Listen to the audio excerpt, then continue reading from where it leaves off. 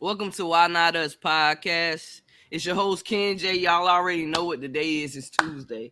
So if it's Tuesday, y'all already know it's the life of a DJ entertainer with DJ Freaky Rag Top. Man, what's going on? How you feeling mentally, man? I'm feeling good. How y'all doing out there this morning? How you doing this morning? Man, listen, the conversation we just had. I'm just laughing about that. I'm doing well. I'm grateful, man. Grateful to see you. Grateful to see everything's going well with you, Mario. I'm glad to hear that. Look, you still out of town, right? You still doing what you're doing, Yeah, right? I'm still Yeah. out of town, man. I am Okay. still out of town. Yes. I Enjoying have that. been up I have been up here almost a month and I'm loving it. I am loving it. Enjoying that freedom away from North Carolina. Okay. Yes. Yes. Nobody knows me. I love it. Well, that's awesome. I absolutely love it. You know what I'm saying?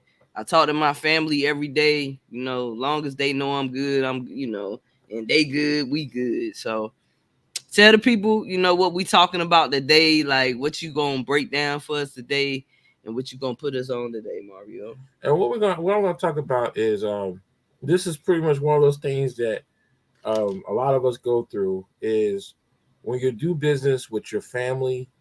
Um, I'm gonna talk a little bit about that, which is poor do it yourself type events, and then I'm gonna talk about the different levels uh, of services because it seems that there's a lot of people that we all know it, but we kind of look at it different because most of the time we deal with our families, Yeah. and we're going to talk about that and how that kind of like can cause more headaches or stress than what it's worth.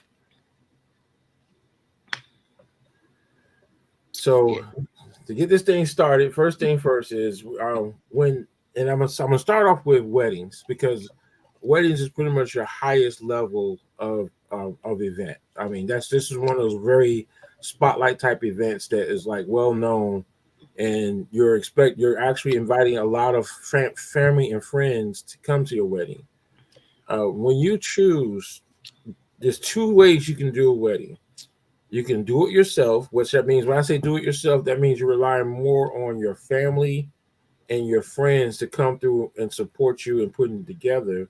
And then you have where you actually hire professionals to come out and do all the services for your wedding.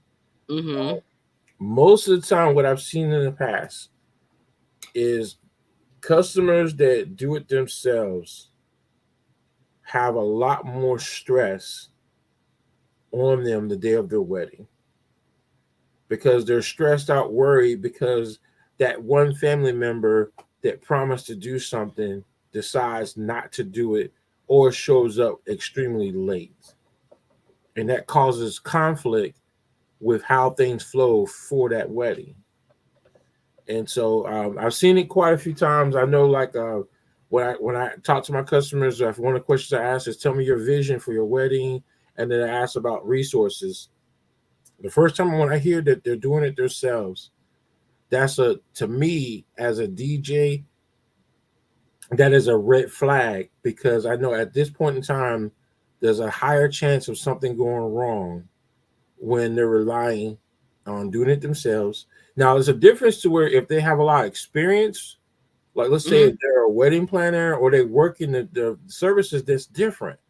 But when you are never ever done anything like this before and you're going to do it yourself, then it's a whole nother level of stress that you're going to put on yourself for your event, or in this case, your wedding. So the different experiences I've had as a DJ is when I work with do-it-yourself type weddings, a lot of time there's not enough experience to keep the things flowing like they're supposed to. So let's say, for example, if you have decorations, okay, most of the time what helps out when they're doing their own decorations is if they have a lot of time. And the good thing about it is if they get the venue for 2 days, the day prior and the day of, to decorate, then normally it's not a stress factor. So that's never a major issue. The issue comes in hand is when it's time to go home. Mm. and you have to clear that venue at a certain time. So then you get to jump through hoops, and most time it works out because all family jumps in and they help out. But sometimes it doesn't work out that way. So again, that's what it's a level of experience, and I think that's one of those things to where I want to talk about from the DJ stand. I just was using that as examples, and it's going to lead into the different things about DJs. Like with DJs, the experience on how to handle a situation when it arises up because you're doing a do-it-yourself wedding.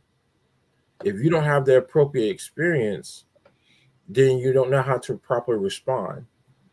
And it's kind of like now you're kind of like I call it like the 911 service for the event, because if you have anyone that's experienced connected, it normally works itself out. Yeah. So, with your experience with doing weddings, because you have a lot of expertise in like doing weddings as a DJ, has a person that has done it for themselves, has it actually turned out good? Like, what's the percentage with that? Do they turn out good sometimes? Oh, most of the time, no, they all, don't get me wrong. Now, majority of the time they all turn out to be good. They just have a lot of hiccups and little like bumps in the road as we're going forward. So it's nothing. I mean, all being said, all the events always turn out to be successful, but the level of stress is what caused, like, that experience that you have when you think of your wedding day. You want to think about all the great things and all the good times. You don't want to think about Aunt Juju um, forgetting to do something during your wedding. So that's why I say it's just one of those things to where um, take time to properly prepare. Because if you, again, there's nothing wrong with doing it yourself. There's nothing wrong at all. But just understand the stress that comes with that. If the thing is, everybody knows their family. If your family hasn't, if they're always late 24/7, they always show up, like you tell them to show up at 7 and they show up at 8. Keep that in mind when you're thinking about them handling your wedding day. Because they're not going to, in most cases, they're not going to change who they are. Facts. You right. So that's why I say it's, and then not me, and that's just one thing. But then as a professional vendor, if I'm doing an event for my family, I have to treat them like a customer. Give them the same standards. Don't give them don't be lackadaisy because they're your family member. And a lot of vendors can't do that. A lot of vendors, what they will do is they'll actually take it easy and don't bring their A game because they know their family. Or because they're doing it for free, they feel as though they don't have to be fully obligated to that event. So that's sort of the things to where it goes both ways, to where, if you do it yourself with it, and then when you have a family member that is in the business, that is a professional, they have to maintain that professionalism just like you're a customer. It's just like when I do stuff for my family, I give them the same respect as a customer. I don't like, oh, okay, I could show up late because that's cousin such and such, cousin Juju, or cousin Junebug or whatever. I'm going to treat them just like a customer. So when you have family come in and they're doing stuff for you, and that's why I hear it all the time.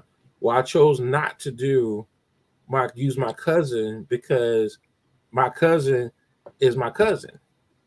And sometimes being that family member, the family member kind of gets a little more relaxed than necessary. Mm-hmm. They're not bringing their A game because, oh yeah, that's cousin Junebug, I can get away with this. So that's why I said sometimes you have to really look at the professionalism of who you're dealing with, regardless if they're your family, friends, or cousins, or uncles, or aunts, or grandmothers, or grandfathers.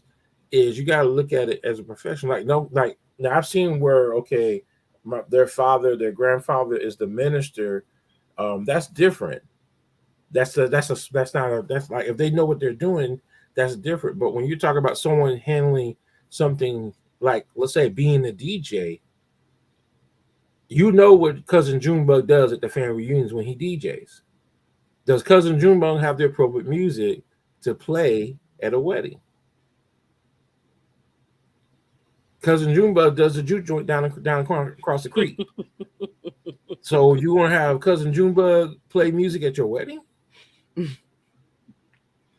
I think that's what it is. Then Cousin Junebug uses the house speakers for speakers. You want house speakers at your wedding? Mm-mm. So those are things that, like, when your people are cutting corners, that's just one of the things that. And so now today, technology sometimes make it easy to cut out the DJ. Mm. And that's another thing is, okay. I know I had this discussion with other DJs before. Can an iPad do what I do?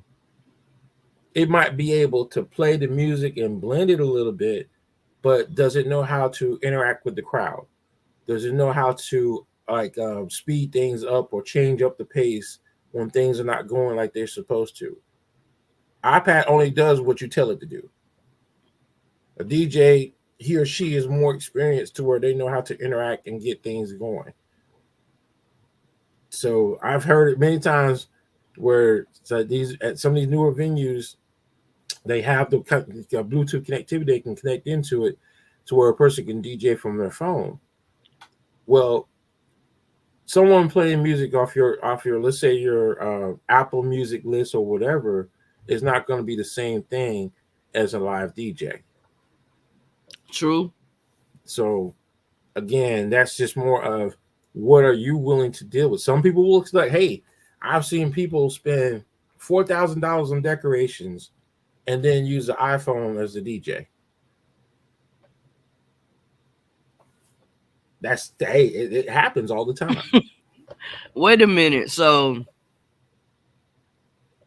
Mario, so they basically spending money on the decoration, not the entertainment, basically. Right. And see, there's a balance. And see, to me, this is where when you see a balance of experience, it's like there's a couple of us when you put us together as vendors, we consider ourselves the dream team because that means we're all at the same level of experience of doing events.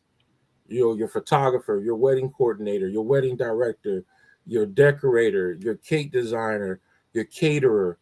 We're all on the venue. We're all on that same level of experience. But when you get one person or even two vendors that are not at the same experience level, it's going to show. It's going to reflect. It's just like for example, like I was just saying, I've seen where people spend $4,000 for decoration because their mindset is more on what their event looks like versus the actual entertainment piece. Yeah.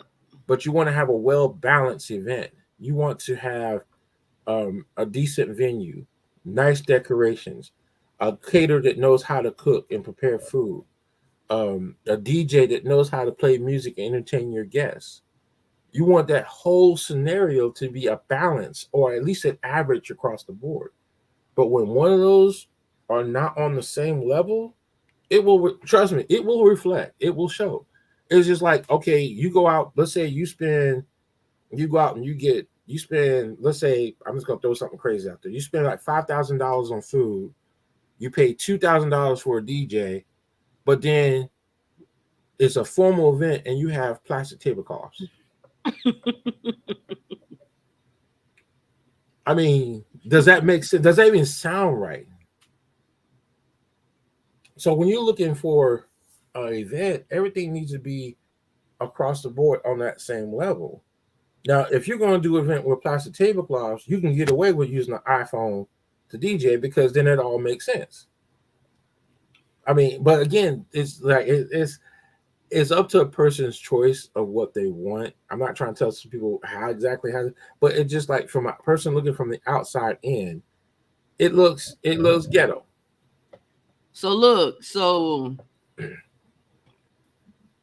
it's ways like so you could basically hire a event planner, well, a wedding planner, a caterer, a DJ, you know what I'm saying? You can hire all those things.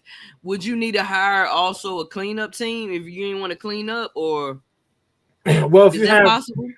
If you have the right, and this is one of the things, if you have the right decorating, most of your decorators that are professional will take care of that. Okay. you have, like I said, like every package, when you're dealing with professionals, professionals offers different services. Like, for example, a person that does cake. Now, this is a real big one.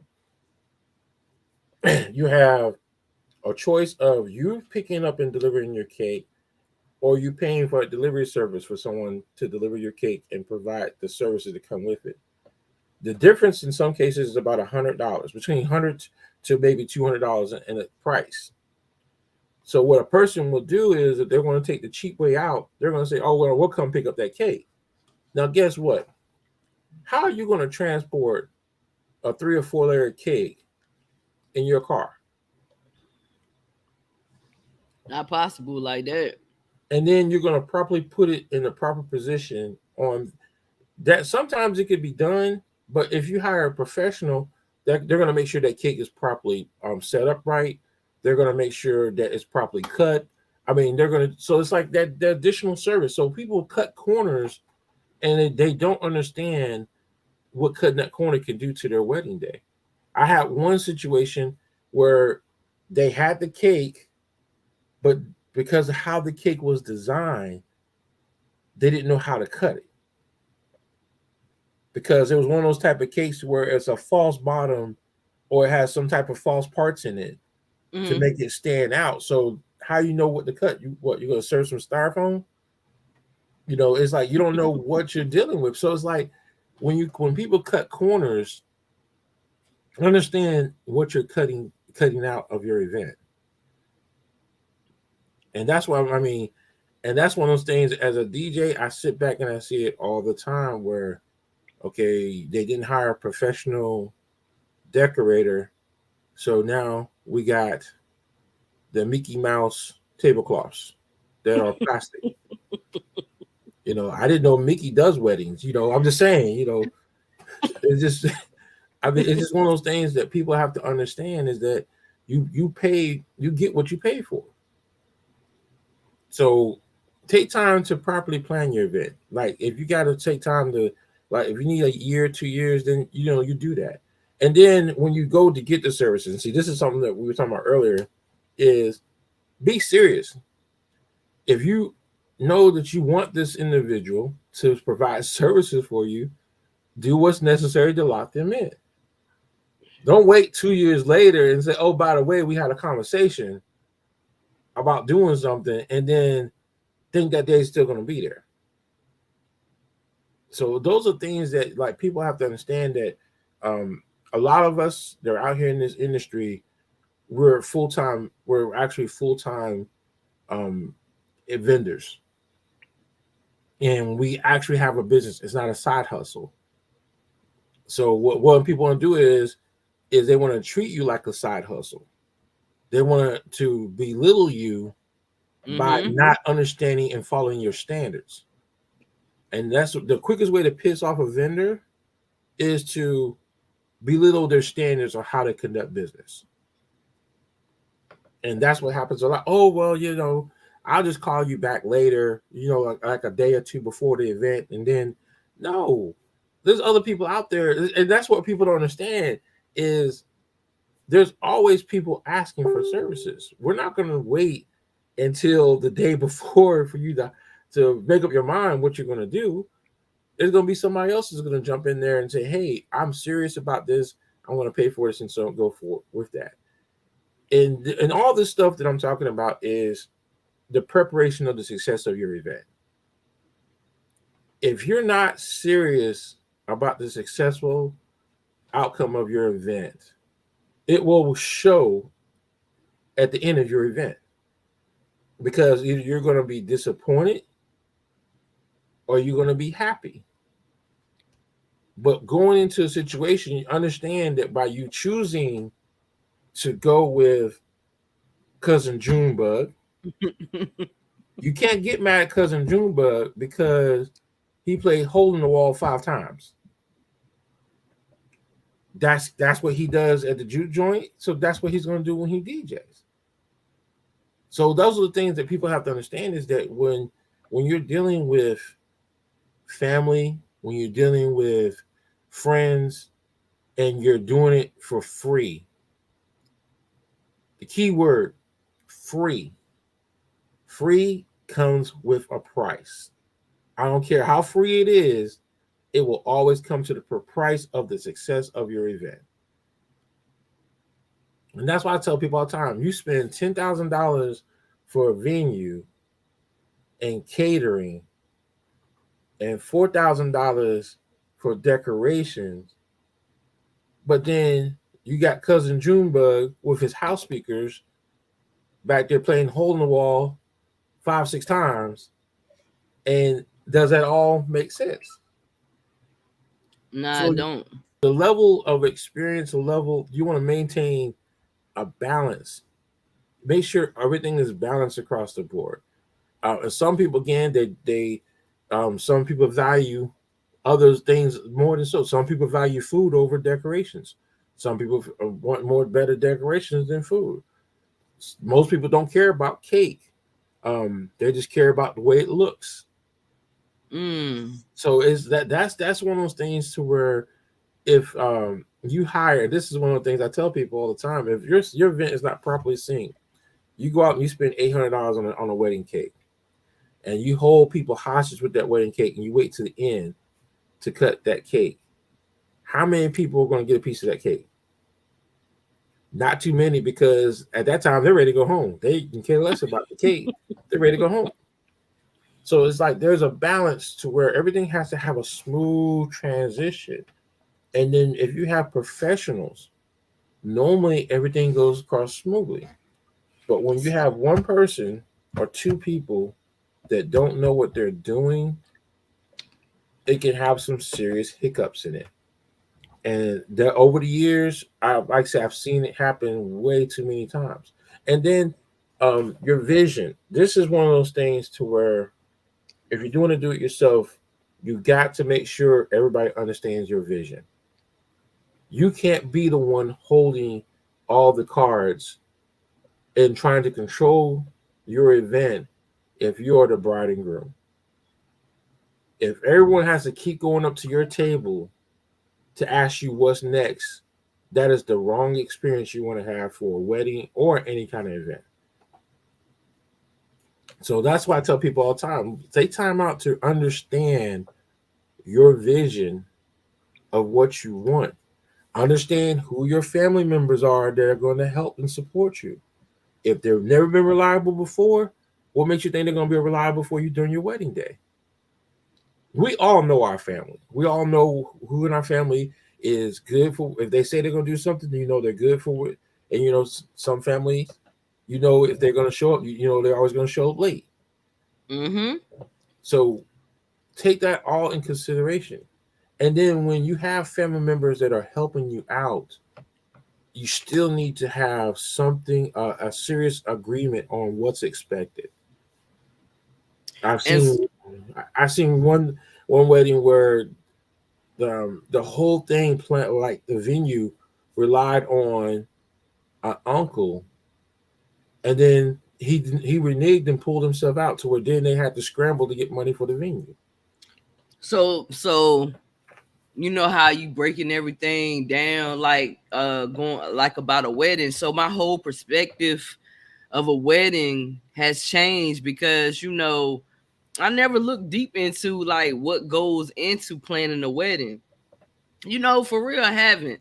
You know, like I didn't even think about everything that you're talking about. Like, what I'm saying, the time to cut the cake, the time to feed the people that's there, because people will leave, like you said. You know what I'm Right, saying? So honestly, you really are more concerned about the guests. It right. seems like, you know what I'm You are, saying? you are, and see that's where I always ask that question of my customers: what is your vision for your wedding day? And when they tell me, when I hear those words, we want our guests to have a great time. We want everyone to have a great experience. I understand they understand that this is all about their guests, not about them. So those are things. That's why I say I sit back and I actually listen to the customer, because like as a vendor, that's one of the things is you want to know where which way do you want to which way you want me to go as your vendor, and that's where like if you don't take time, just like, and I say this to a lot of people, I'm gonna put it out there so everyone understands this. If you are doing an outdoor wedding, in the months of May, June, July, August, September, and you got your guests out there waiting longer than 30 minutes in the hot sun, I promise you, your guests are going to eat your food and leave. They're not going to stay for all the activities.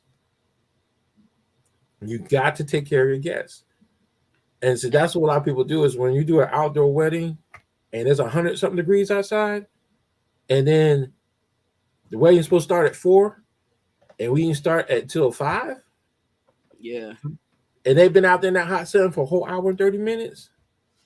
The first two things they're going to do once that ceremony is done, if they decide to stay for the reception, is they want to find somewhere cool to sit at to cool down, and they're going to eat. And then most times after they eat, they're going to leave because they're already irritated for being sitting out in the sun for a long period of time. So if even if you want to have it in the summertime outside, you would say have it like maybe in the afternoon, like maybe around like 5:36. That I would say it's like 5:36, but like do something like I had one wedding just recently. They did the right thing. They put bottles of water. They had little things out with ice and water to keep their guests cool. It was a shaded area, so there's like they were looking out for their guests. Is when you put water and stuff out there, and then during the cocktail hour they had refreshments. I mean, if you know your guests are going to be exposed to some hot weather, at least during the cocktail hour, have like drinks, a little food like fruit or stuff like that available for them to eat because you want them to be comfortable. But I see it all the time. You like even if it's indoors, and you got your guests waiting longer than an hour, then like I said, most of the time the guests are going to eat that food and leave. So you got to understand doing so. That's why I tell people all the time. If you're doing a wedding before 3 o'clock, you're going to have more stress and more problems and more issues than any other bride or groom. Because you're jumping through hoops. Like I said, let's say, for example, if you have a wedding at 12 o'clock, right? Which is early in the morning, 12 o'clock, 1 o'clock. Guess what? Now you got a back plan. Go all the way back. What time are you have to get up in the morning to get dressed, get your makeup done?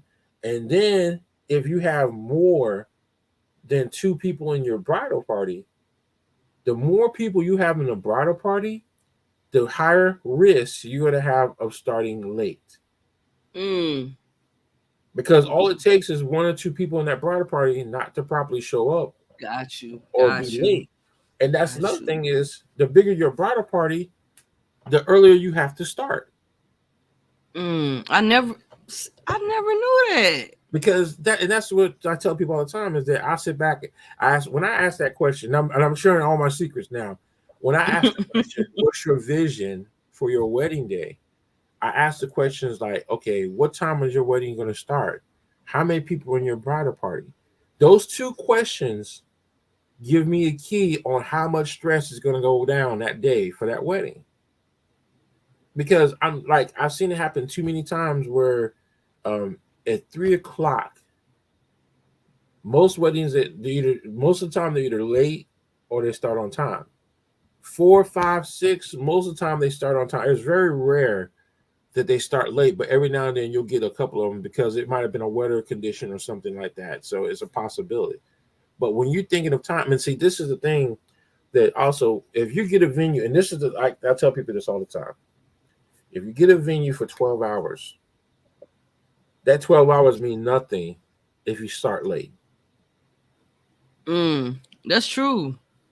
That's true. So what I'm learning now, you know what I'm saying, about planning anything, because I've never planned anything. So what I'm learning now is time management is key. It is critical. When you're doing events, it is so critical. It's just like, okay, I'm going to throw a complete scenario. Okay. Like I was saying before, okay, first thing is you got to get everyone has to be at the same experience level or somewhat close to the same experience level. Your DJ, your caterer, your wedding coordinator, your photographer, your videographer, your cake designer, the decorator, all need to be on the same level because it all comes together. Let's say, for example, if your decorator is late decorating and still is decorating, that could throw things off a little bit. That's one thing. But let's say the caterer does not show up, but shows up an hour late. Guess what? It just messed up everything because that photographer that you just hired for 4 hours now is not going to be able to capture pictures because your whole timeline is you're completely thrown off. So when the caterer is late and you're paying the caterer and you already paid the money, do you get a refund for that? Like, it all depends. That every caterer is different. Okay. Every caterer is different. That's why you want to get a professional. You don't want to hire a caterer that's never ever done an event for people over 50 people. Caterers, there's a different level. Then that's why I say a caterer in most cases has their levels. Some caterers are used to doing small parties. Some are good medium, like small parties like 50 or less. Then your average size is 100, and then you're beyond, which is your anything greater than 150. So if you're not used to preparing that much food for so many people, then that you need to really take a good look, because there's a timeline that flows with everything. And when I say it flows with everything, is all it takes is for one thing to get off track. Let's say, for example, the DJ, I show up late, which that's knock on wood, that's never happened, but I show up late. You can't do nothing without the DJ. Facts. If a photographer shows up late, you can't get in. I had one situation where the videographer was late for the wedding and we had to hold off because they wanted to make sure everything got video recorded. So then the videographer shows up late, but then guess what? The photographer has to leave early because you only hired that photographer for 4 hours. Okay, so listen, what about what about what you do? Don't you take the, so what about, would you step in as something like that? You know what I'm saying? Because you do all that. Right, but see, that's why with me, I'm more like a safety net. Got you. I can cover down. There's certain things I can cover down for. Normally for the photographer and videographer, I'm kind of like a secondary backup. Not a professional, not a primary. It's more of a secondary backup. But you do. So, what you mean? Those pictures you take? No. They good though. But go ahead. Right. But no, there's a difference to where okay, someone who just takes pictures and capture video, and then you have someone that knows how to properly take pictures and properly edit them on a professional level. And so, like, even though my pictures and videos look good, I would not consider myself as a professional, which their primary job is to do those things. That's not my primary job. That's why it's secondary. Got you. But I'm not trying to downplay. I'm not trying to downplay my skill set, but I'm just saying in reality, I got what you're saying. I understand. I want the customer to truly understand that what I do is a secondary skill set. It's not a primary. Got you. So your photographer, your videographer, they are the primaries. They're like, you want the professionals to do their thing. Me, I'm not gonna spend hours and hours editing pictures and video. You're gonna get it just the way I capture it. So that's the difference between the two. Is I don't really take time to really edit everything. But that's one of those things to where if you have all professionals across the board, you're gonna have a successful event. But when you have one or two people that are not used to doing it, and then even worse, if you have family members that are stepping up to do certain things, don't get me wrong, some family members are professional enough to maintain and do things, even though they're family, but a lot are not. They'll just do exactly what they're used to doing. And that's what people need to understand is what is the outlook that you want to have for your event? When people walk away from your event, what memories do you want them to have on your event? Do you want them to always remember you had Mickey Mouse plastic tablecloths? Or do you want them to remember that you had some beautiful tablecloths with centerpieces that were beautiful? That's one of those things to where a person, what you invest into it is what you get out of it. Just because this person said it's free or it's cheap, sometimes might not be a good thing. Now, don't get me wrong. Sometimes it is a great thing because you're getting a good bargain for your dollar.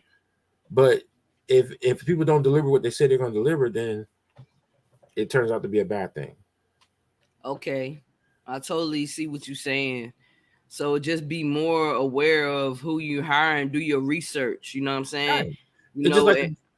like a DJ. Okay, I put this thing together, and I was prepared to do this because I wanted to. And the reason why I was talking about everything being on the same level, do it yourself, everything is I was getting more to when you're dealing with a DJ, you really want to understand that level of skill set because a DJ, like where you can get away, and this is I'll tell people else, you can get away with family doing the decorations. I've seen it happen to where some cases I've seen better decorations done when family comes out and does it for you. I've seen where brides take time to design their table, their centerpieces in advance.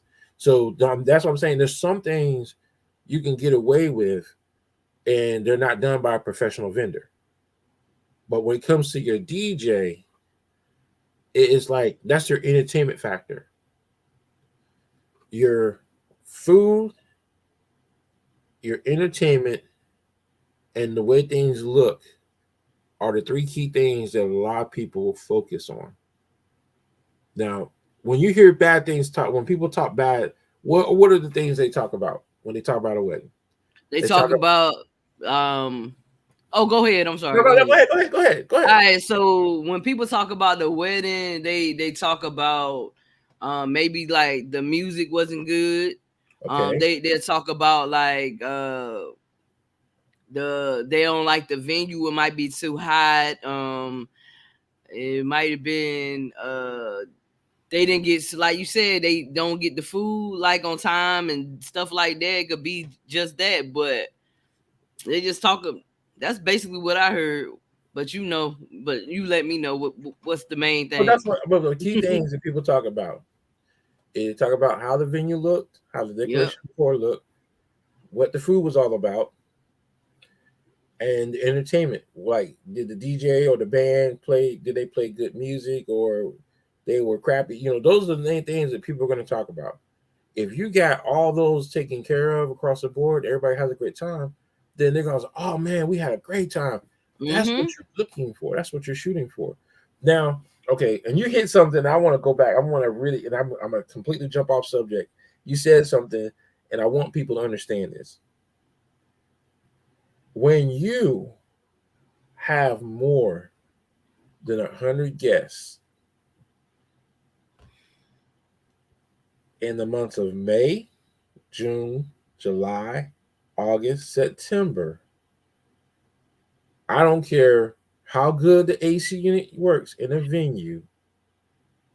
When you put a lot of people in a little place, it's going to be hot. AC ain't going to change nothing. And that's why Mm. I tell people when you numbers. Anytime you take your number and you go higher, like for example, you go to a venue, okay? You go in a venue, the venue will be cold as hell, right? You're just you. If you go in there and you by yourself, it's cold as hell. But something about science, when you put a lot of bodies in one room, it gets hot. Yeah. No matter how good the AC unit was working, it's going to get hot. And so people need to understand that when you're doing these events in the summertime, that heat factor will make or break your event. You right. It will make or break your event. And a lot of people need to take time to be disciplined about the number of people that they invite, the number of invitations that they send out, and that that RVSP or reserve. When someone calls in to reserve, if they're coming to RSVP, if they're going to RSVP or not, that needs to be critical. I've seen it happen too many times where we set up for 100 people and then 150 people show up. You know what? On some when I think about like how you was explaining to me about you know how many people can actually fit in there, you don't supposed to actually have those many people in there. Maybe like maybe like isn't it like half of the people? Isn't that Right, what because you like said? if you have a venue, right? Because and that's something that I say all the time. Because when it comes to a venue, right, Yeah. a venue tells you they can do, let's say, 400 people. Okay, in order for your people to be comfortable, and depends on all the things you're going to do, you don't want to fill that venue all the way up. Like if it says you technically going to stay to 3/4, so like if it's 200, you don't want to go no greater than 175. Yeah. Yeah. Because Yeah. that's just like I mean it's like you look at it from a standpoint to where if it's 400, then that means you want to go to 300. You want to take 1/4. You're going to leave three. You're only going to use 3/4 of that space. It's just like if like when it comes time for me to set up, right? Mm-hmm. It's rule of thumb to where we want as the ideal thing for uplighting is to have a 2 foot clearance away from a chair or table. At least a minimum. It would be nice to have 4 feet clearance, but at least a minimum of 2 feet. If that chair is sitting up against the wall, I don't have the proper clearance to put down uplighting. And what happens is my light get knocked over. Like I had like back when I was using the regular round ones, they got broken because people were stepping on them. So it's like there's a lot of factors. A lot of people don't take that in consideration. Is if you know you got uplighting, you need to have at least a minimum, a bare minimum of a 2 feet clearance from the wall. And that's enough space for a chair and an uplighting to go in the same space. But You again, know, that's you something that a lot of people don't know. It's like they feel that like as long as they have a they can like, just like if you're dealing with like let's use that same scenario. Okay, you mm-hmm. got 400, you got a venue for 400 people, and you max it out. How much space you're going to have to walk? How much space are you going to have to?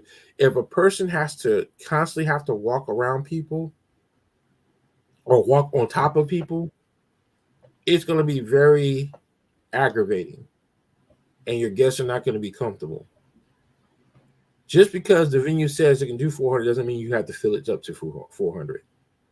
And now when I have my wedding, I'm listening to everything that you say. Like the maximum amount of people that I would like to have my wedding maybe between 50 and 75.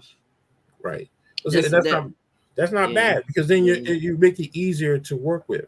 The Yeah. cost is not going to cost you a lot of money. But now you have I mean, I sit back and I see it all the time.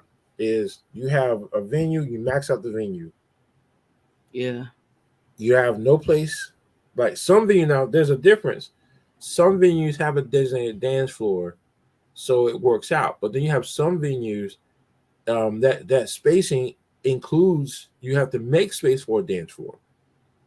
So if you have a venue that has 100 people and it doesn't have a permanent dance floor, you just right off the back, you already lost 25 guests because now you got to make space for a dance floor. So a lot of people don't take that into consideration to where when you walk into a venue, you really need to see your vision on how your venue is going to be set up. If the venue goes in and it has a designated dance floor, okay, you're good with the numbers that they're telling you. But if you walk into the venue and they say, okay, our max is 100 people and you don't do a dance floor, just go ahead and subtract 25 because now you got to make a dance floor. Got you. Because Got 25, you. because you think about it, 25, that's technically 3 tables. Yeah. Yeah. That's about a dance floor size. About a dance floor normally is about 3 tables, about 3 to 4 tables. Depends on what type of tables you're working with. But a dance floor is about 3 tables. So 3 tables is about 24 people, 24, 25 people. Depends on again on the type of tables. So that's some of the things that, of course, as a professional, we're trained for it, we're used to it. So we can go into a venue and we can see kind of like what you can and can't do. If the venue thing is they know number, it's a number game. So they're going to tell you what you want to hear, or they're going to tell you what the fire department says. Okay, yeah, the fire department is telling you the max of what you can put in that building.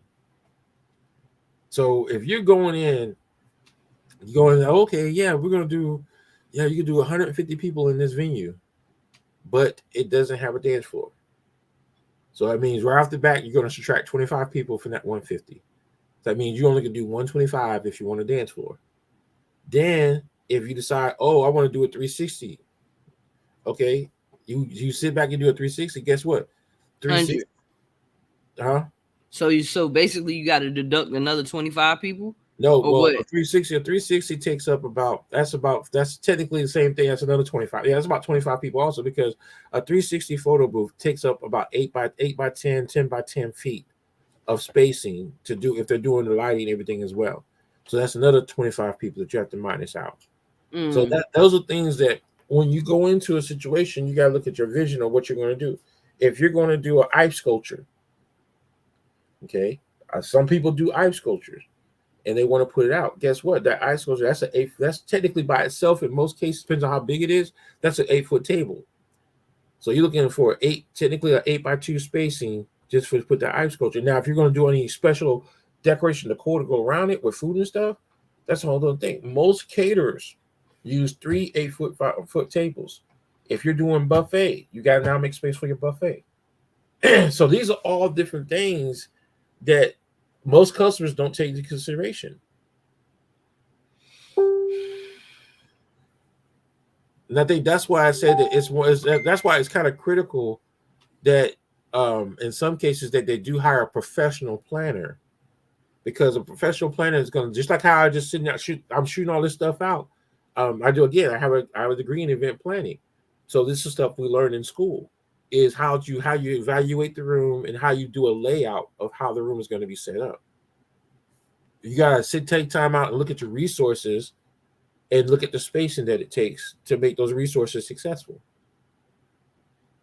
I'm sitting here really thinking about stuff, because sometimes at weddings, you stacking all these people on top of each other. People really don't take in consideration everything that you saying. You feel what I'm saying? Right, because when you go to a wedding, you want to dance and you don't want it overcrowded. You know what I'm saying? You really don't. So it just make you look at things differently and make you more aware. Like this is valuable. This is valuable information. Like I said, I'm sitting here thinking like, okay, do I want the round tables or do I want the rectangle tables? Because different tables take up amount of a space. You feel what I'm saying? And so then do you want your back? And see, that's the other thing you gotta take into consideration. Do you want your back to where your guests can't see everything?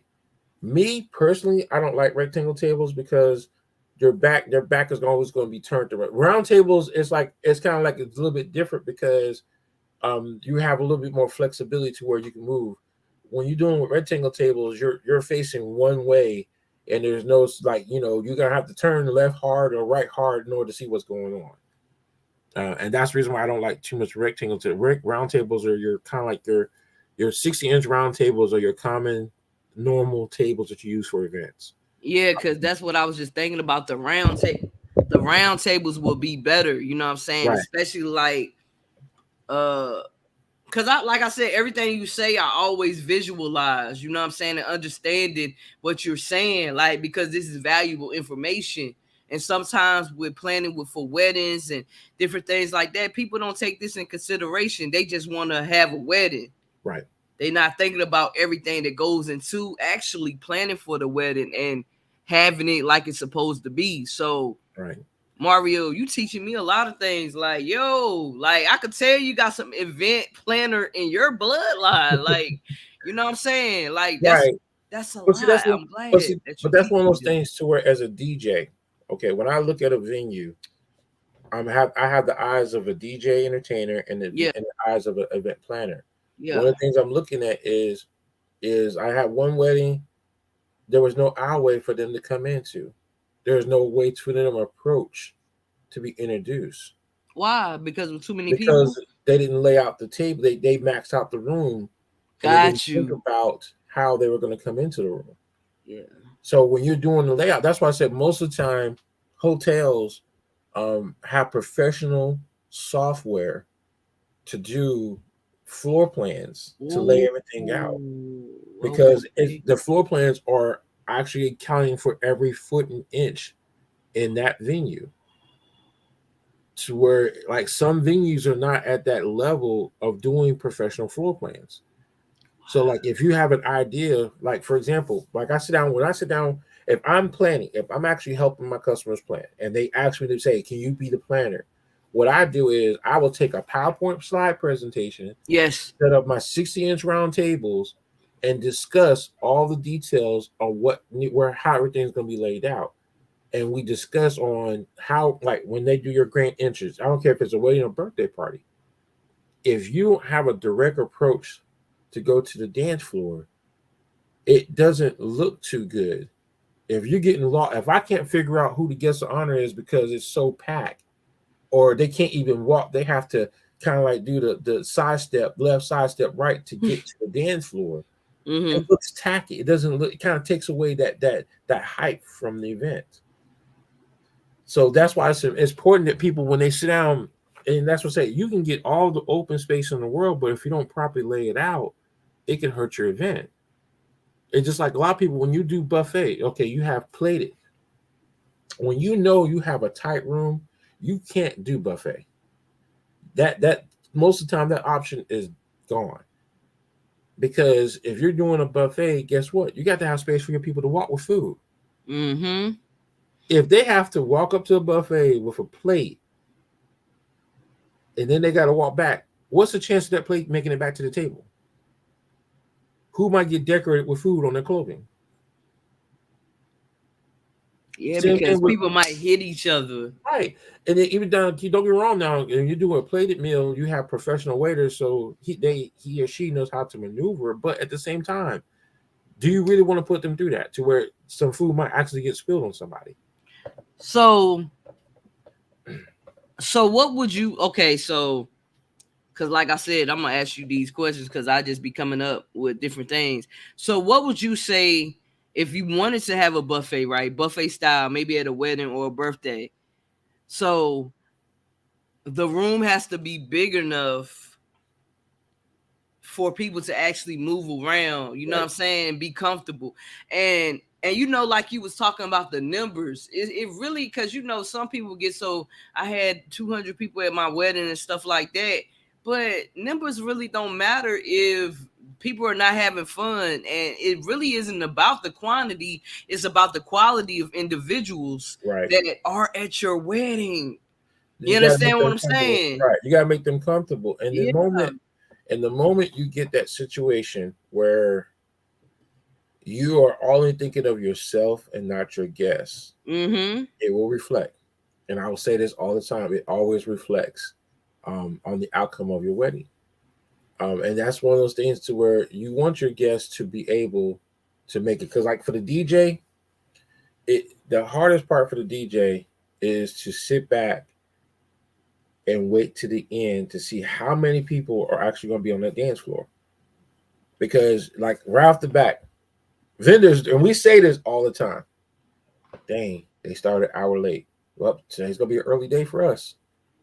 When you start late, your event will end early. That's one thing I say. I tell people all the time. If you start late, Your event will end early. your event is going to end early. Mm. Yeah, because it's the y'all in the time slot, right? No, it's not that. It's just that most people, when you have them Leave. sitting around doing nothing for an hour, oh, they sit here thinking of all kinds of other things they could have been doing. They're Mm-hmm. pissed. They're upset. You got me out here in this hot sun and these flies flying around in and out my eyes. I'm gonna sit here waiting for you to come down the aisle. And it's like those are things people they love you, they care for, but at that moment they're miserable. So listen, Mario, what is the best time of the year to have an outside wedding? And what's the best way to have an outside wedding? And like, you know, like with the water and stuff you was telling me about, like making sure they're hydrated and Right. everything like that. If you want to, I'll say the time frame. If you want to do an outdoor wedding, Mm-hmm. April and October are the Okay. best months to do weddings. Not too Okay. hot, not too cold. Okay. April time might be a little bit different. October, same thing time because of when depends on how dark it get when it's time to get dark. But April and October are the two best months to do outdoor wedding ceremonies. If you're doing wedding ceremonies, outdoor wedding ceremonies on May, June, July, August, September, you have to put in extra stuff to make your guests comfortable. Do not put your family and your friends out in the hot sun, and then you have nothing for cocktail hour. Don't put them out there in the hot sun, and you're not thinking about how much does it cost to go out and buy 100 bottles of water. Not that much. If you go out and buy 100 bottles of water, everybody, even if you bought 200, 100 bottles of water will only cost you about $15. Mm-hmm. And then you also could get the bottles of water that's 40 a pack. Right. You know what I'm saying? Get the deal as well. So you could buy like, you know what I mean? You can Maybe buy like 6 plenty. or 7 of those like that to make sure, because and we also have to take in consideration people might have diabetes and different health problems as well. You know what I'm saying? But do you know what the average cost is to provide cocktail food and water to your guests? How much do you think that cost is for 100 guests? For 100 guests, For how 100 much? guests, I'll say about 1,500. No. It don't cost that much. For Oh, cocktail hour. I don't know. For a cocktail hour, for 100 guests will cost you $200. Ooh, I see. I don't know, because I just Think said about it. Okay, 15. when you walk in the grocery store, Walmart, Yeah, Food Line, go over and look and see how much it costs for the fruit trays, the vegetable trays. yeah. Look at Okay, I see what you're saying. look at Yeah, that. Then look at, like I said, you got fruit and vegetable trays, and then bottles of water. got you, got you. You, Okay, you looking at maybe $200, okay. So two when I hundred was thinking fifty. about, Now, man, now you're not gonna get real food because the real food is gonna come with the caterer. got you, got you. But Okay, that's so something that people need to take consideration. If you are doing more, if you're going to do an outdoor wedding, mm-hmm. you automatically should be prepared to give them something to snack on and something to drink to make them comfortable from being miserable out there in that sun. That's how you take care of your guests. I'm sitting here like, okay, the cocktail hour, that'll be like fruits, that'll be that like the little The cheese fruit, trays with the right? The little. little fruit. Because thing Got is, you. like you said, like not everybody can eat anything. So you have vegetables and you have fruit, and then they'll get as much as they want. Now, don't get me wrong. You'll have some people who can eat the whole tray by themselves. But again, if you get a couple of trays, a couple of bottled water, something for them to, even if you get lemonade or something like that in a 5 gallon drink dispenser, there's something to your guests to be comfortable. Because believe it or not, the fact that you're showing that you're trying to make your guests comfortable will put the guests at ease. Mm-hmm. Because that'll be the whole thing. Because you want, even though it's your wedding, you do have guests that's going to be there, and that should be a top priority. Right. You want Being to. able to, so they'll be comfortable. And I do think that, having a wedding outside in May, June, you know what I'm saying? That's Right. hot. So you shouldn't have no wedding at 2 o'clock. You know what I'm saying? Right. Like, I see Well, April and October make sense though. right. Yeah. But those are things that, like, when a person sits back and they think of this, the logistics, see, where the customer has the lack of knowledge or lack of experiences is how to coordinate time management and logistics in a space of a venue space.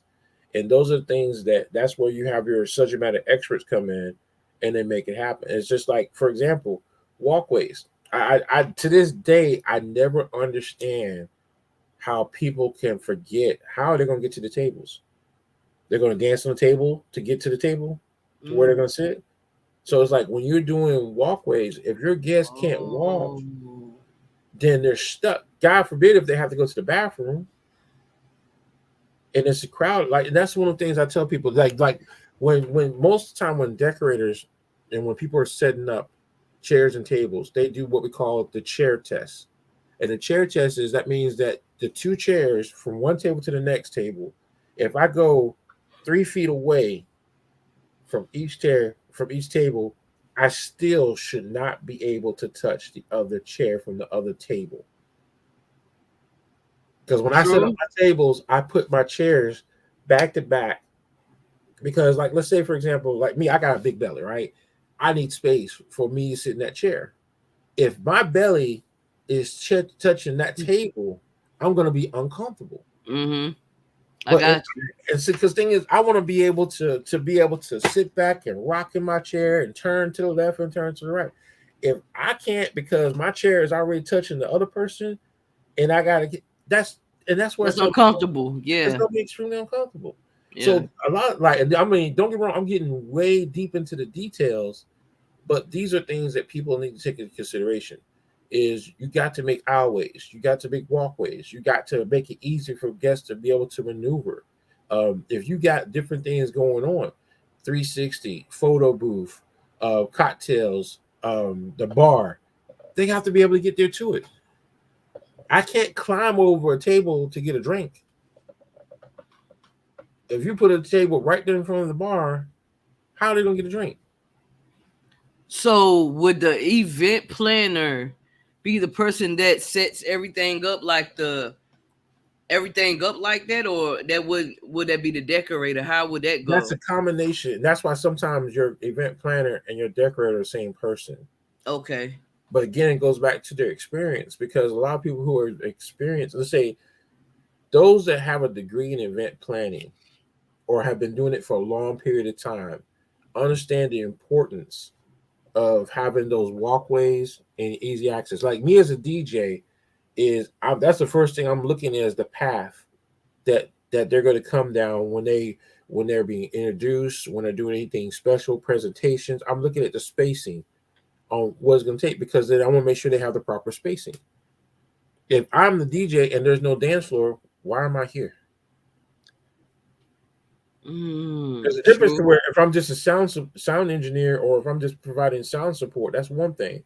But if I'm actually DJing and they're expecting dancing, and all I see is enough space for two people, I'm like, okay, why am I here again?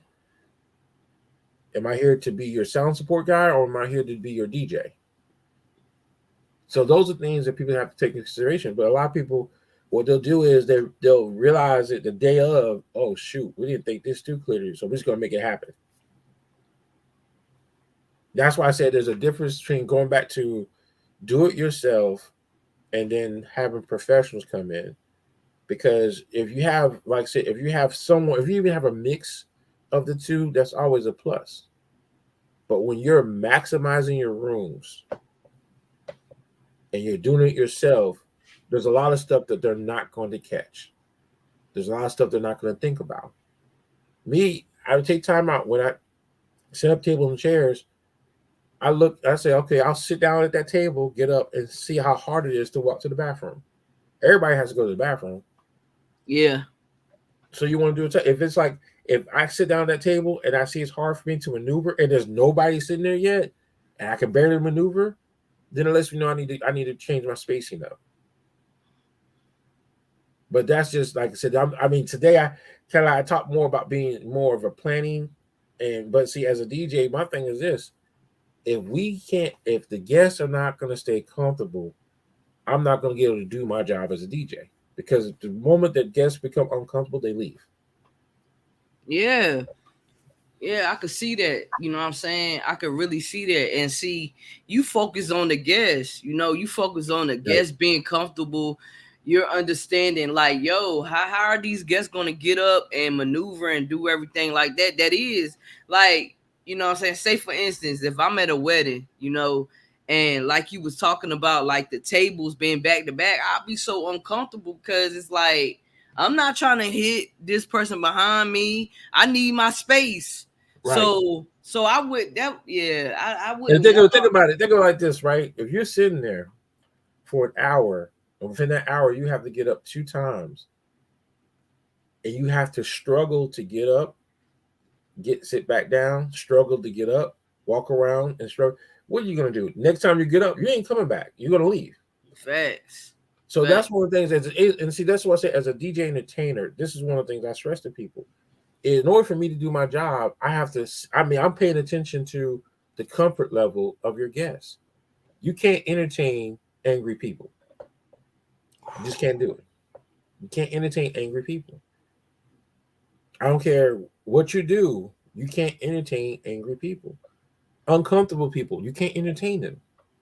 You can make them forget about what's going on to a degree, but you really, it's like you have to work harder now to get their focus. You got to work harder to entertain them. So all this, that's why I said everything comes together. So as a DJ, how the guests are treated and how comfortable they are is going to let me know how many people are going to have on that dance floor. If I walk up into that venue and it's hot, see, this is one of the things as a DJ. I walk up in there and I'm already sweating. I've just been in there for 2 minutes. I already know I ain't going to have nobody on the dance floor because it's too hot to move. I tell people all the time, if you got a venue that ain't got no AC and you sweating just from walking, what makes you think they're going to get up and dance? And if they do get up, they ain't going to dance for one time and they're going to sit back down. So it's not really the skill level of the DJ. It's the uncomfortable position that the guests are in. And that's the difference to where it impacts how a DJ, because then it makes it like the DJ didn't know what they're doing, but it's not a sense of a DJ issue. It's more of a comfort issue. That's true. That's true, Mario. That's true. You always coming with the facts. You know what I'm saying? You know how they be like car facts. You be having the event facts, the DJing facts, and everything you said today, I learned. Like I understood. Like everybody, your guests got to be comfortable, right? And that's a factor because for the DJ, that is a major factor. Because at the end, when it's time to dance, who's going to still be there? If they're uncomfortable, once you open the dance floor, you're going to know they're going to leave. If it's too hot to dance, you're going to see people sitting in the chairs fanning themselves to stay cool. So your guests got to be comfortable. Your guests really have to be comfortable.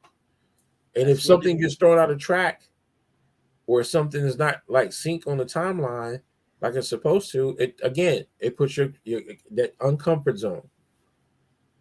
Guests have to be comfortable.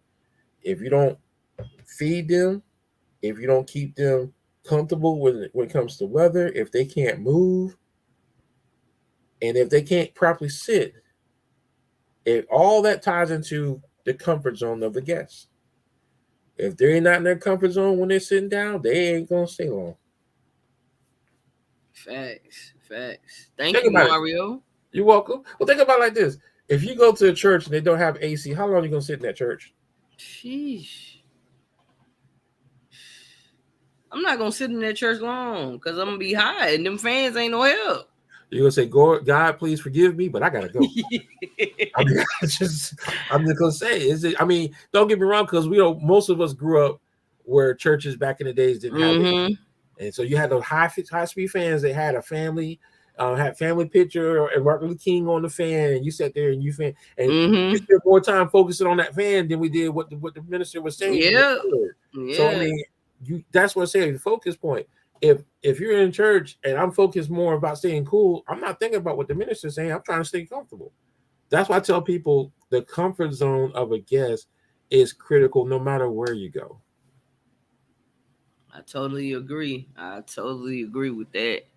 Mario, you always coming with the information, and I appreciate it. I appreciate your expertise and the individuals that's listening, and you're about to plan for a wedding, hey, he said what he said. Like, he's telling valuable information. Understanding your guests needs and wants, and understanding about the venue. You know what I'm saying? Right. From the tables, from the space, got to take in consideration with everything. It's not just about, I just want to get married. You just got to just understand everything. So, like I said, I appreciate you. I appreciate you every Tuesday. You come up here and you educate us on everything. So Man, let the people know how they can get in contact with you. You know, you already booked, so they might have to hit you up 2024. Like, but that's Right. okay. Well, again, the quickest way to get in contact with me is my brand name across the board in social media is DC2DW. Just type it in Google, everything about me comes up. But then you also can reach me at 910-261-1518. And my email address is DC, the number 2, DW.CEO@outlook.com. Hold on, DC2DW at Dot at CEO okay. at outlook.com. All right, give me your number again. 910. 910-261-1518. Okay. And for the people that's gonna come back and listen today, I put all his information in the comment section for y'all can get in contact with him. And hey, y'all already know the vibes, man. It's Why Not Us podcast. This is what we do, All the every time. Tuesday, all the time. All the time. Every Tuesday at 10 o'clock. You could check us out with DJ Ragtop, you know what I'm saying? He's an event planner, he's a DJ, he do his own thing. You feel what I'm saying? Like he in his own lane, you know what I'm saying? He run his show. He do everything by himself, like for real. Like he motivate me. Like, listen, I appreciate your motivations. Your motivation. I look at your statuses every day. You are not in competition with nobody but yourself. Right. You know what I'm saying? So I'm always like, you my mentor. Like I'm always looking at what you're putting up, and you motivate me to continue to go far and continue to understand that everything I need is inside of me. I ain't worried about nobody else. I'm just worried about myself and continue to produce and to continue to stay on my path. So I appreciate that extra motivation that you give.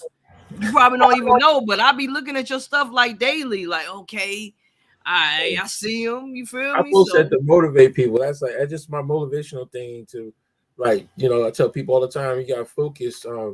You gotta stay focused. Like I said, when it comes to building your own brand, building your own business, I mean, being successful, you gotta stay focused. And that's why sometimes I'll post when I'm thinking about something, I just post it just because it's thought process going through my mind to keep me focused. So that's like, if it keeps me focused, it might help somebody else stay focused. Hey, it keeps me focused for real. Like I said, I appreciate all that advice that you give. You know what I'm saying? I take it in and I appreciate it. I appreciate you dropping all these gems.